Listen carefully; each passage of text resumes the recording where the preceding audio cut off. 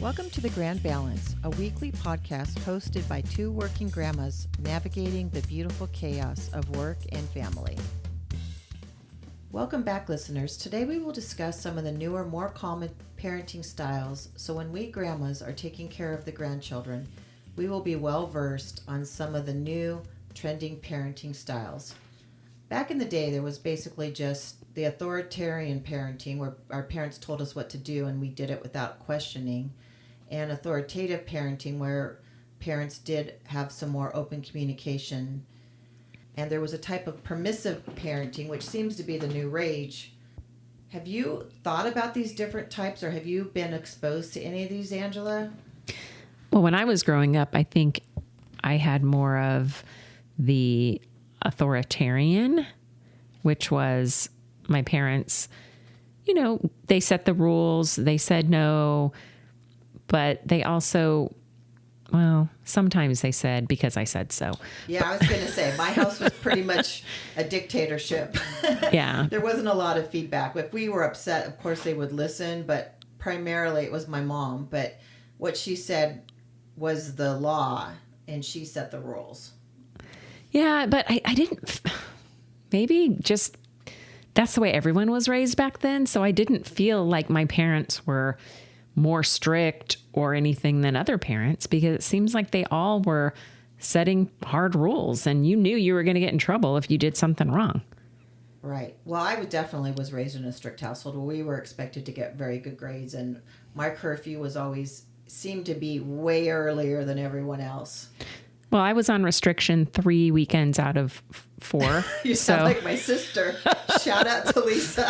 I got myself in trouble, and they made sure that I understood the consequences. And when I didn't follow them, I suffered those consequences. Right. There was definitely consequences too. And you would hear about kids getting grounded and with privileges taken away and so forth.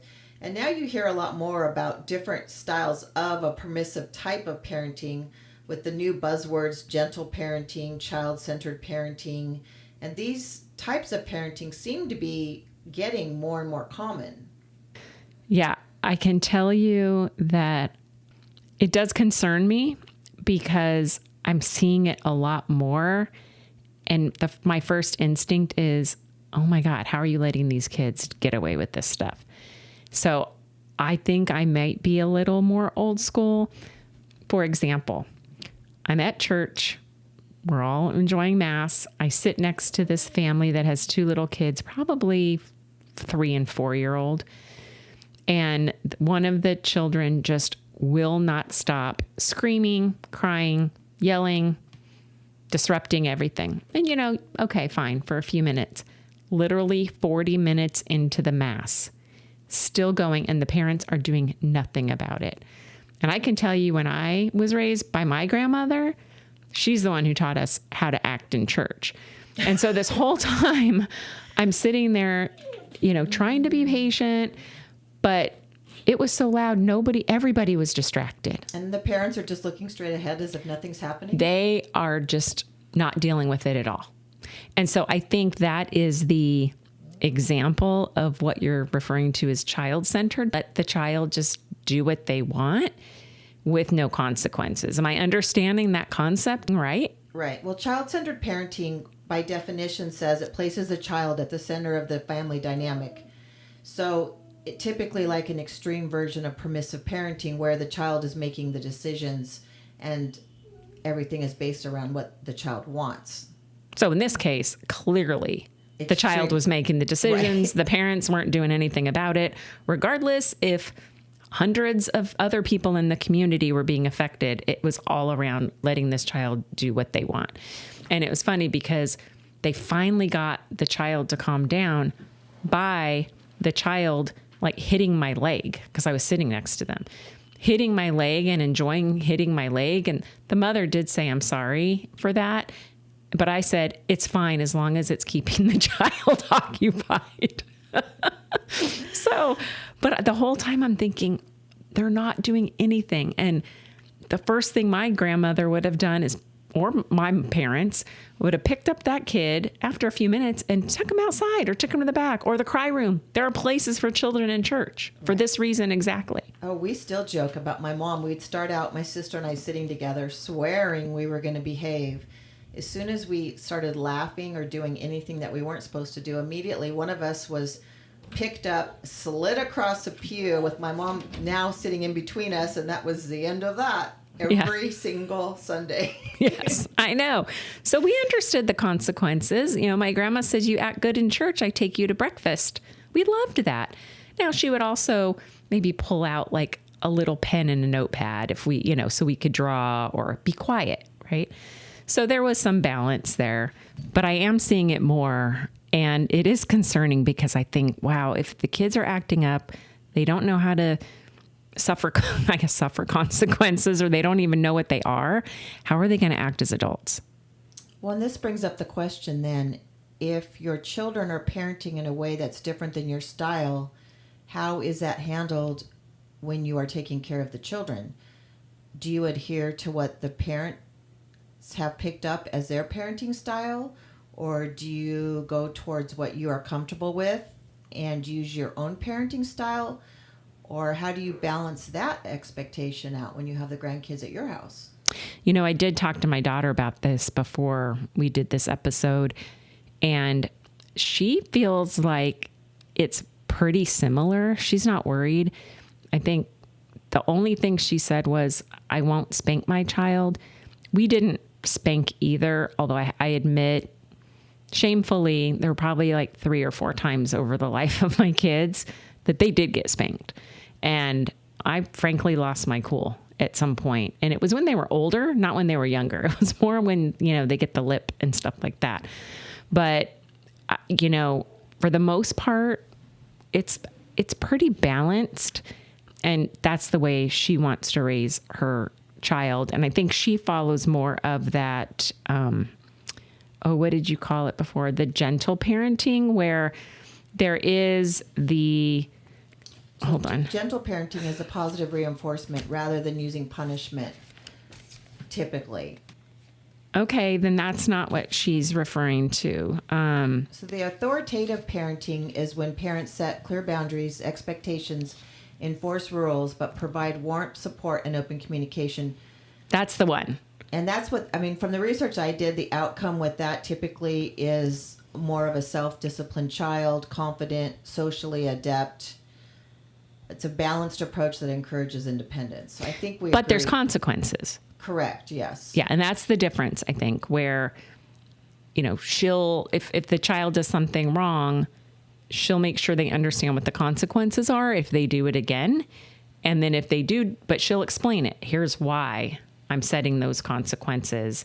She will give the child a voice. She was very big on making sure the child has a voice, which is great. But, which is more common of a thing now, I would say. People are definitely more aware of that. Yeah, especially because, as we were saying, our parents were just like, nope, because I said so. And you didn't ever say, but why? But why? Well, and it would be, if you questioned it, okay, that's another day you're grounded. And if you question it again, it's another day. And pretty soon, my poor sister was up to like 6 months solid. I know. So it's more of, okay, give them the voice. But if they do it and they do it again, they're wrong, then there are consequences and they hold them to them. So there is a balance, and I'm appreciative that she wants to practice that way. And I think her husband does as well, although I didn't speak to him about this, but I'm okay with that. I think that seems reasonable. I did ask though, well, what if he's acting up at my house? I want to make sure that he understands you don't do that at grandma's.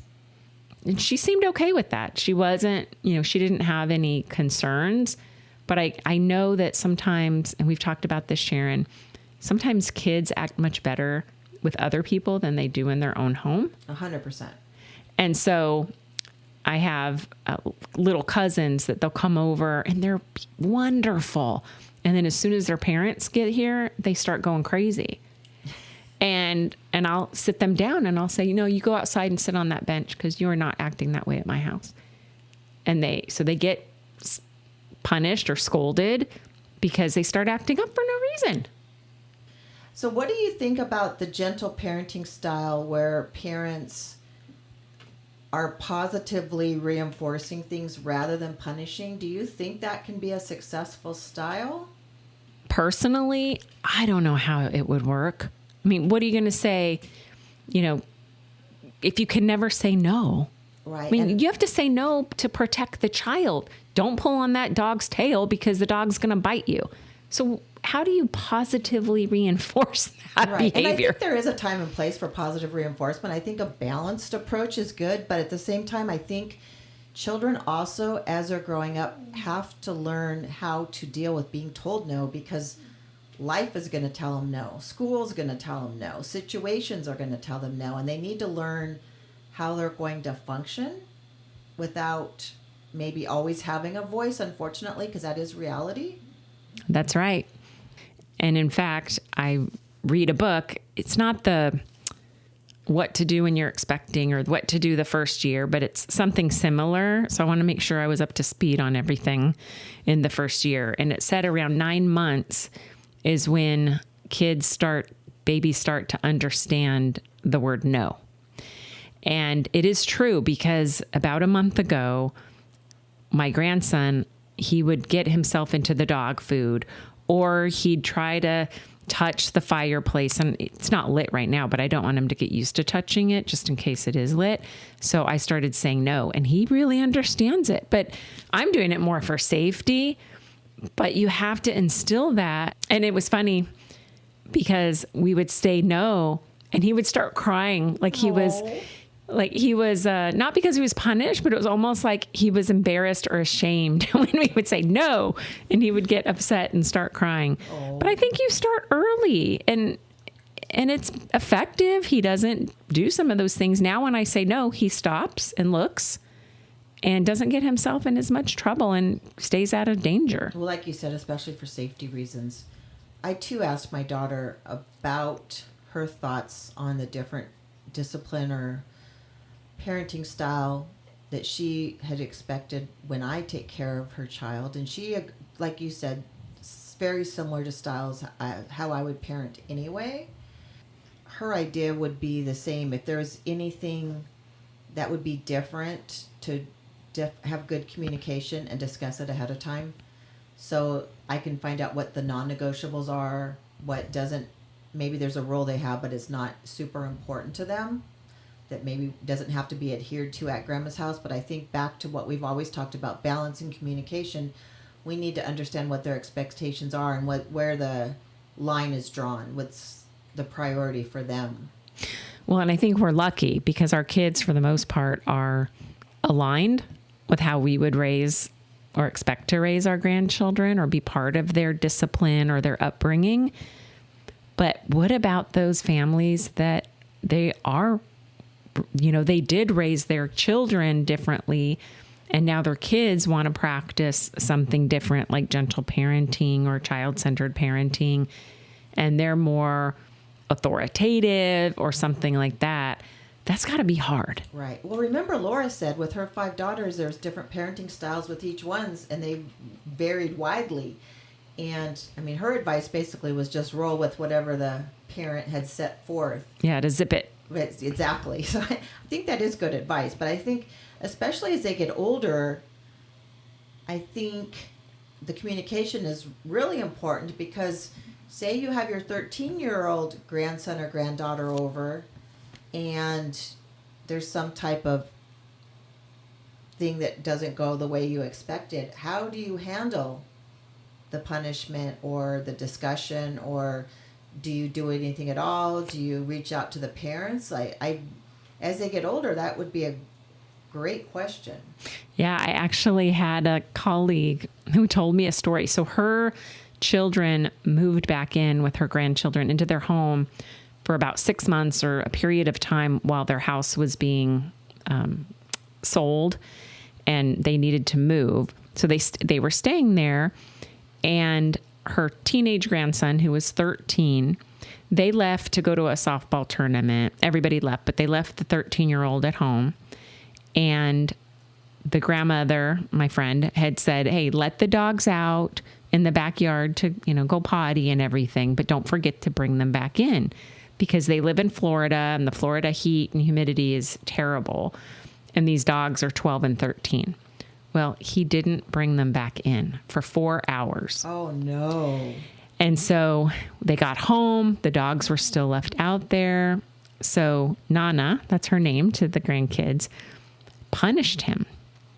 And her punishment was that he had to work for her for the same amount of hours that he let the dogs out in the heat. And the parents got really upset with her and said that was not right. It wasn't fair. And she kind of held firm. And she said, look, if you expect when they go to other people's homes, you expect him to act right. Why wouldn't you expect him to act right here? So they had it out, but they talked through it and it all ended up working fine. But she said it caused a lot of stress for them during that time period. No, I can imagine. That's just a great example of conflicting parenting styles right there. Yep. And I think it's hard when they're in your home for any length of time. It definitely would be more stressful because it's not a situation where the kids are there for a couple hours and go home. It's there indefinitely for days on end. Right. And so they did come up with somewhat of a compromise, she said, where when the parents are at the house and home, they parent the kids. But if she is left with them, then the children listen to her rules and her husband's rules. So I guess that was a good compromise. And to me, that makes sense. But again, I'm kind of old school. So. Well, I'm glad they were able to come up with a compromise like that because I can imagine what kind of stress is caused in families where maybe someone isn't willing to compromise. And at that point, you don't want a rift in your relationship with your children or your grandchildren. Right. Which is why I will definitely probably just abide by what my daughter and son-in-law want, because unless it's a huge difference of opinion, which I can't imagine, you want them to be comfortable leaving their children with you. Totally agree. But at the same time, boy, what do you do if you see that they're being spoiled or starting to act entitled? I mean, let's face it, we don't want grandkids like that. No, and your point is good. We're happy to have our daughters raising our children very similarly to the way we would raise them. But let's say our sons have children and they're married to people with completely different parenting styles. That would definitely be very difficult. I guess we'll count our blessings and zip it for the most part. Practice our zippability. Exactly. Back to your church story, Angela. I was just thinking about something. I was at Costco sitting at the prescription bench, getting a prescription for my dog, of all things. And it was taking quite a while. And all of a sudden, I see it's crowded as usual at Costco. And there's obviously tons of carts and people. And I see like a complete backup of rows from all directions. And I'm like, what is going on? Were you there on a Saturday or Sunday? Because that's natural for those days. No, I will not go there on a Saturday or Sunday, except for the day my daughter came home from the hospital. Remember that? That's the only time I went on a weekend. This was a Friday, but still busy. And again, no choice. Had to get the dog prescription. So I look up, and there's a little girl, probably 3 or 4 years old, rolling one of those squishmallows, the big ones that are practically as tall as she is, on the dirty warehouse floor of Costco, and nobody can move their cart because they're afraid of hitting the little girl rolling around the ground with the squashmallow, and the mom's on the phone without a care in the world. Well, first of all, what's a squishmallow? It's like one of those huge plush stuffed animals that's like super, super soft and squishy. Okay. So was she buying it? That was there was so many problems with this, besides the fact that traffic was stopped from all directions and everyone's kind of just looking at like, what is going on? That's my question. Are they going to buy this disgusting thing that's now rolled all over the floor? Or is she going to roll it all over the floor and then put it back? Or just say, we're not buying this when you get up to the front. It wasn't like she was just doing it for a minute or two either. This went on. And finally someone said something to her, and she kind of hesitating Lee told her daughter to get over by her. Then she got back on the phone. Squishmallow back on the floor. Daughter back rolling through the aisle of Costco on the Squishmallow. Okay, so I'm going to stop you there. She was on her phone this whole time? Yes. See, there you go. Remember on our technology episode when we said when parents are on their phone, kids act up because they want attention. Maybe she was looking for attention because her mom was ignoring her. Very good point. I hadn't thought of that, but I don't like to judge parents either because you never know what's going on in their day. This just went on for so long that I've never really seen anything like it. Is there something called self-centered parenting instead of self-centered? Self-centered parents? Parent-centered parenting instead of child-centered parenting? Parent-centered parenting. There we go. Is there something called that? Because it sounds like this was all about the parent doing whatever the parent wanted to do. And I just can't imagine being so oblivious that you don't notice the whole side of the store's function of putting carts through the aisles is getting impeded by your daughter rolling around the aisle. This is confusing to me because it almost does sound like child-centered I keep saying pairing. Child-centered parenting means you let your kid do whatever they want. So my church example, your example at Costco, this sounds like parent-centered behavior. Well, and from what I read too, it's shown as an extreme version of permissive parenting. So initially, back in the traditional parenting styles were authoritative, which we've talked about is kind of a combination of having boundaries and communication as well as having discipline. And then we have the authoritarian parenting, which we talked about, basically do as I say and don't question it. Then there was the permissive parenting, which this seems to be taken at a whole nother level with this child-centered parenting. And then there was the neglectful parenting that we don't really need to discuss because I think those are just parents. That's right. That could be so many sad stories. Oh, terrible. Yes. I mean, that's not a style anyone wants to emulate, so we won't even discuss that. But I think that's where the new parenting falls, somewhere on the extreme of child-centered parenting, where gentle parenting is kind of in the middle, and then authoritative parenting is more like what we are more used to as we parented our kids, not necessarily the way we were parented. So the set consequences, but give children a voice. Correct. Open communication. And explain it. Okay. Support.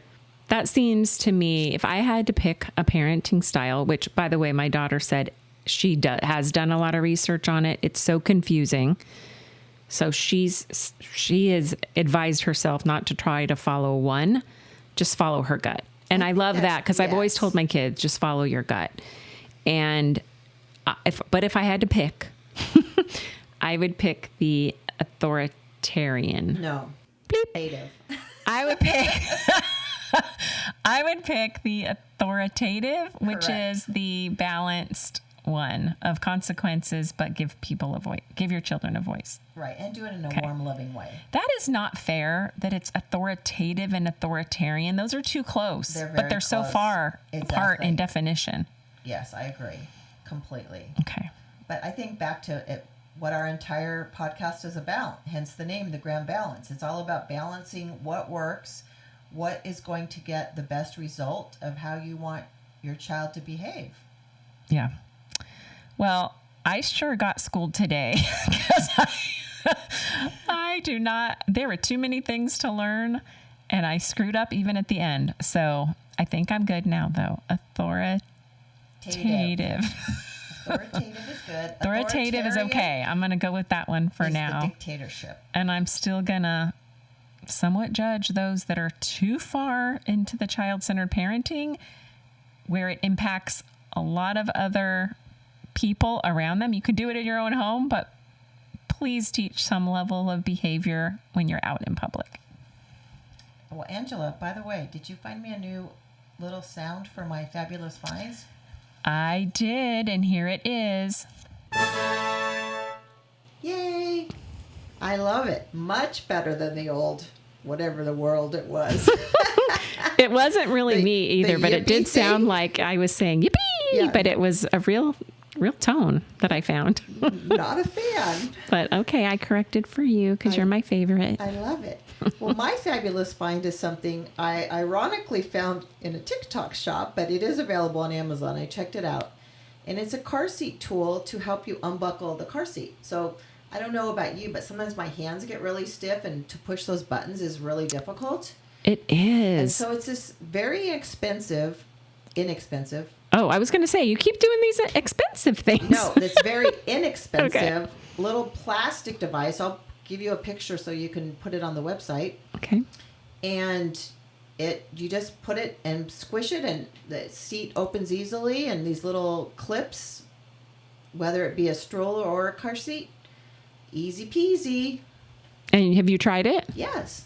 Very cool. I'm going to try it when I go to your car later. Yeah, it's great.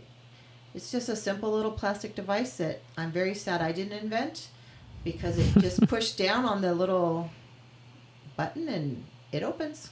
Well, I have to say, how cool is that? Because when we were raising our kids, man, everything was so hard.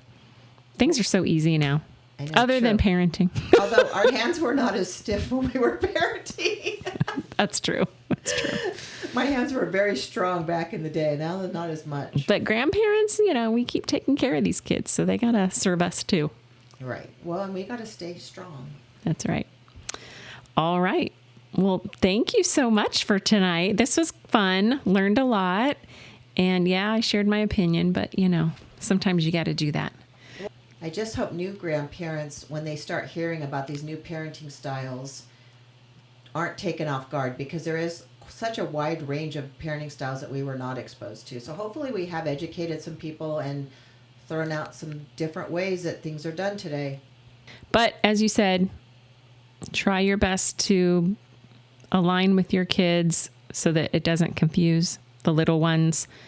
But hey, we all have to just do our best and work together. And support. So I'm excited. Our next episode is our 10th episode. Yay! And we are going to do a recap of the first 9 episodes, because we've heard so many comments from people about those episodes, thoughts, things that we've learned since then. So we thought it would be a great way to celebrate our 10th episode. And we've gotten such great feedback of things that were omitted from the episodes that I think will add a lot of value, just adding on to different topics we discussed. Looking forward to it for sure, Angela. Yep. All right. So until next time, thanks for joining, everyone. Thanks. Bye. Bye. Thank you for listening. Please like and subscribe to the podcast so we can continue to grow our community. And follow us on Instagram at Working Grandmas Podcast, on Facebook at The Grand Balance, a Working Grandmas Podcast, and join our LinkedIn group, Working Grandmas. You can also email us at info@workinggrandmas.com or message us through any of our social media platforms.